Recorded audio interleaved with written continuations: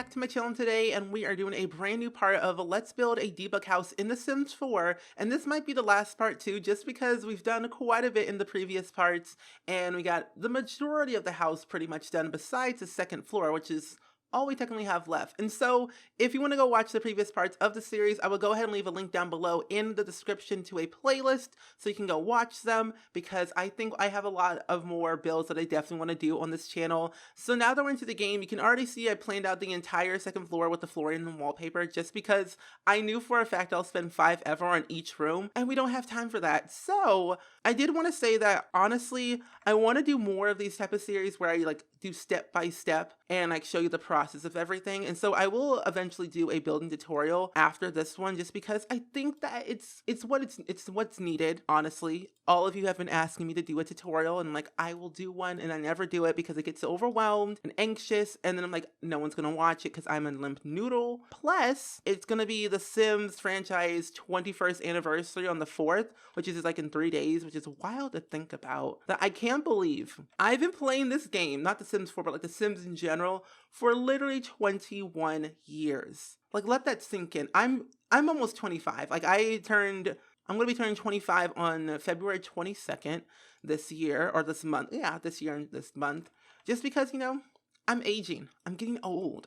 And I learned that my lovely friend Dab, she sent me a TikTok the other day saying that that Finding Nemo was made 18 years ago, and I'm like, I feel old. We're the same age, and so I'm like, how is it that Finding Nemo was made 18 years ago? That is wild. But then you also think about, oh yeah, it's been that long, and then you also think about The Sims has been around for that long as well, but a little bit more. You know, with the character values that I appreciate that we got with Parenthood, which I'm pretty sure was a base game update. Either way, when we got character values, I was like, this is our chance. This is our chance to be able to thrive in The Sims and make sure our kids have the right proper, like, you know, character values like responsibility and kindness and all the things that, like, patience. When those kids have those things, they're able to become a better person later in their life. You all could disagree with me. I don't know. I don't know. I feel very strongly for The Sims 4. That there's some potential, but it needs some work. Like any game in the world, it just needs some work, as always. Just like me,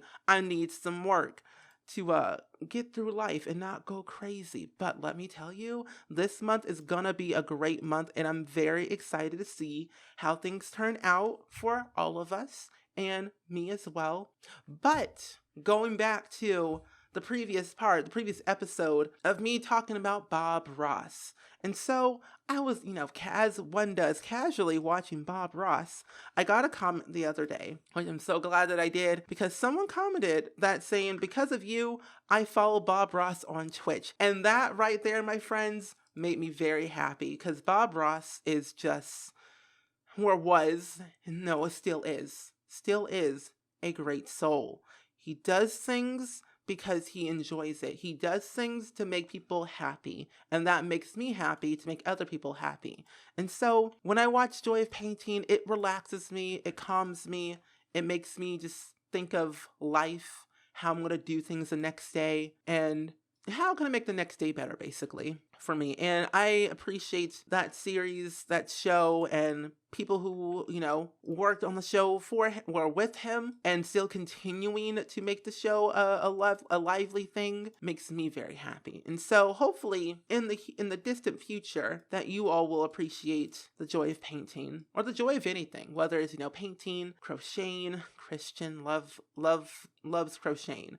But yeah, like the joy of painting, crocheting, writing, journalism, I don't know, literally anything that you set your mind to, you can achieve no matter what. And like, if people tell you that you can't do something because they don't think they could do it themselves, they're wrong. You can do anything you set your mind to. You just gotta do it. But I do remember my first ever speed build, or first build I ever posted. It was a very interesting home. I think I made a video on it. Yeah, I made a video on that many years ago, so if you want to watch it, link down below. But when I made that video, I had no intention. I was, you know, gonna make it big head on. I just like, you know, I'm just gonna post it because I want to, and it seems kind of fun.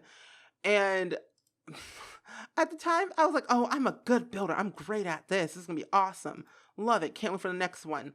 Looking at that build now, I'm like, who was I? What was I doing back then? Who allowed me to build this home? And it was a 1-story, 1-bedroom, 1-bathroom home in Oasis Springs.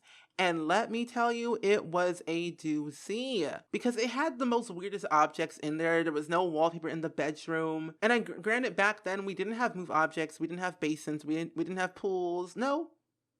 When I built the house, we had pools. Yeah, so we didn't have move objects, I don't think. We didn't have half walls, basements, toddlers. We didn't have a lot of things back when The Sims 4 first came out. We were struggling. We were definitely struggling back then. We just didn't know better. I don't know. I'm constantly trying to reinvent myself with like my builds. Like, what else could I do? How could I make this look different? Because essentially, all I really do, I guess, is build suburban homes. And I feel like that's not I would say I'm known for that, maybe not suburban homes, but like I'm now like building a lot of suburban homes because that's what I'm usually used to, and is where I live. I live in a suburban area, so it's like, is there really any difference? Yes, but no.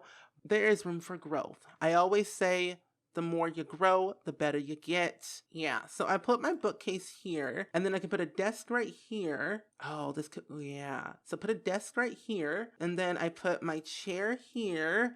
Oh, this is going to turn out really good because honestly, we have an office downstairs, which is with a bathroom attached to it, which is totally fine. But I could do the same thing. Have bookshelf, desk, chair, and then I could probably end up putting like some seating around here, maybe, or I could move the door here, and then I can put like a fireplace, chair, TV. Oh, it's like a little mini apartment without the refrigerator. So this could definitely work. Also, don't we have, I guess I can do this. So I was like, don't we have a matching couch somewhere? Oh, these aren't matching. Wait a minute. Why does something match in this game? Oh, no. Oh, wait, never mind. No, now it does. We got one from like base game, like forever ago. Oh, yeah, this one matches. That one's fine. Do I want to put an easel in here? I feel like an easel would be too much. Oh, I know. A mirror. That's what I need. I thought we had a fish tank. Fish taco? Really? Interesting. I didn't know we had a fish taco in this game. Okay.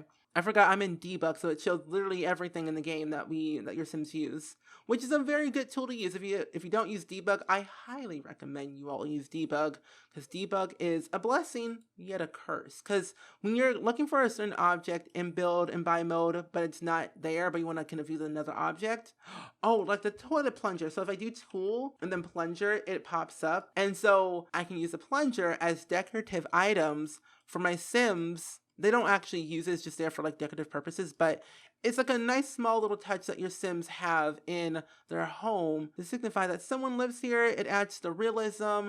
I think it's kind of nice just to have personally.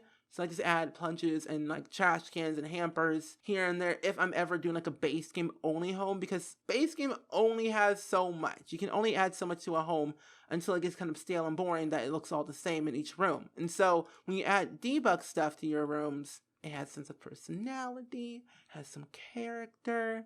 Because I always try my best to spread positivity and kindness wherever I am in the world.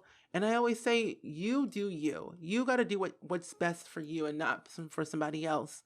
And I remember I tweeted something 84 years ago that there are days in my life where I'm like, am I doing this for me or for others? I mean, mainly for me, but also for others as well, just because you never really know who's watching, you never really know who's going to inspire who, and kind of just see how the outcome will be.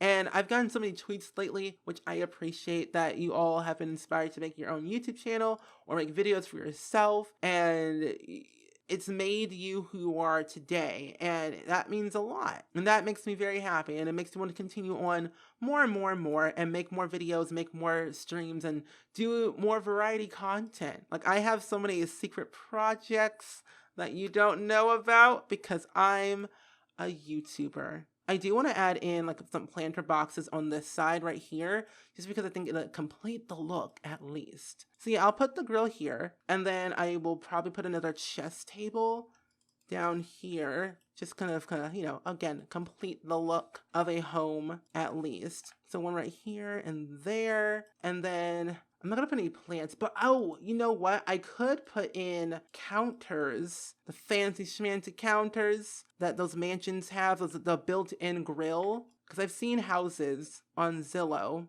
that they have like built-in grills and like, ooh, that's kind of cool. And so I want to put that here, and it's still usable too, which is actually kind of a great thing about The Sims 4. Like the Sims are very good at multitasking, I realize. Like The Sims 2, not really, but I would say that The Sims 4 is probably the best when it comes to like create a sim and also, you know, multitasking, because your sim could go to the bathroom and be on their phone 24/7, or they could, you know, stand while eating, or they could be talking to somebody. Like they can do a lot of things at the same time, which is really a good thing, I would say. It's definitely a perk that I wish we had in The Sims 2, which I don't think they'll ever do because The Sims 2 is really old, but it would also be very cool if we had a remaster of The Sims 2, just saying. I just think that maybe it's a possible chance that The Sims 4 is just slightly getting better as time goes on. The more things we have, the better, maybe the better it is, or it could be. So now that we're done with the entire house, I have to say this home was a lot of fun to build and furnish because 1, it was something different. 2, it was in real time with face cam throughout the entire series, which is kind of scary for me because I don't do a lot of face cam and I'm always so nervous just talking in general. So this gives me the reassurance that I'm more comfortable now to do them more often in videos. So expect more of my face in the future videos, of course. But the last thing is that it was something that I've always wanted to do, and it was kind of a creative idea that just sparked an interest for other people and for me to just try out literally anything and everything. So that was fun. This was fun. I'm excited for future videos. And so we're going to do a little bit of a house tour, of course, because I think house tours are always necessary. In case you haven't watched like the previous parts, which you can still watch if you would like to, I would gladly appreciate that. But here is the first floor. So this is where your Sims kind of enter into the home of the entrance area. We'll kind of walk upstairs to the second floor.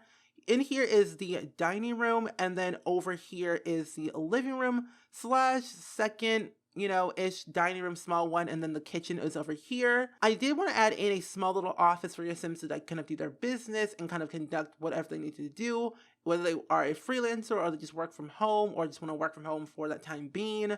And then you have another bathroom over here so your Sims can do their business. And then, of course, there's going to be toddlers and other kids in this home. So I added in a little kids corner for your Sims to play in, do their activities, drawing, science stuff. So your Sims might have a little house fire here and there. Because sometimes I've realized with this like table right here, your kids have a tendency of starting fires because they don't know what they're doing because they're playing with chemicals. So be aware.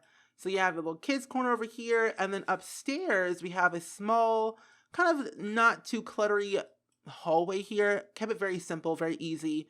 And then over here is the toddler's bedroom. I love it. I want to make more toddler bedrooms for sure in the future, so that might happen.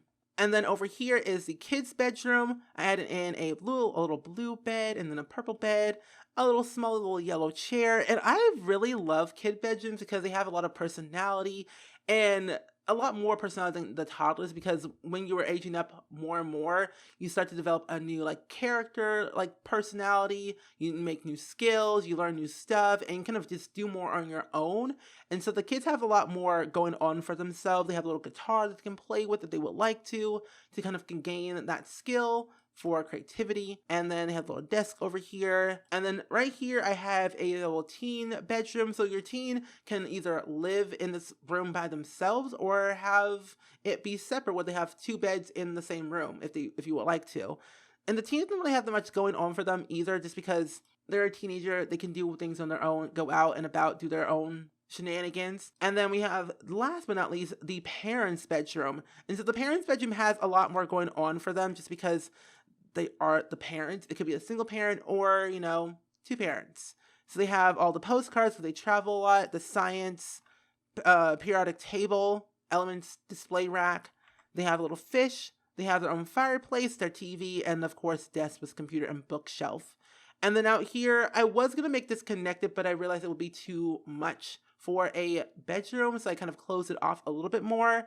and made it a separate balcony. So you have your chess table, some kid stuff, easel, and then some seating area. And then I also added in a feature cube because I never used the feature cube in the game, and I don't know why we have it. Like personally, I never use the feature cube ever. But then downstairs, I added in a built-in grill, which I think built-in grills are just so good. They have a sense of character, a pride flag, a woodworking table over here, chess table, and then some planter boxes, and then a monkey bar. Overall, that's kind of it. I do like what I did. It looks great. It looks fine. It looks dandy. But either way, I'm going to go ahead and actually wrap up this video right here. I hope you guys enjoyed it, and I will see you guys all in the very next video.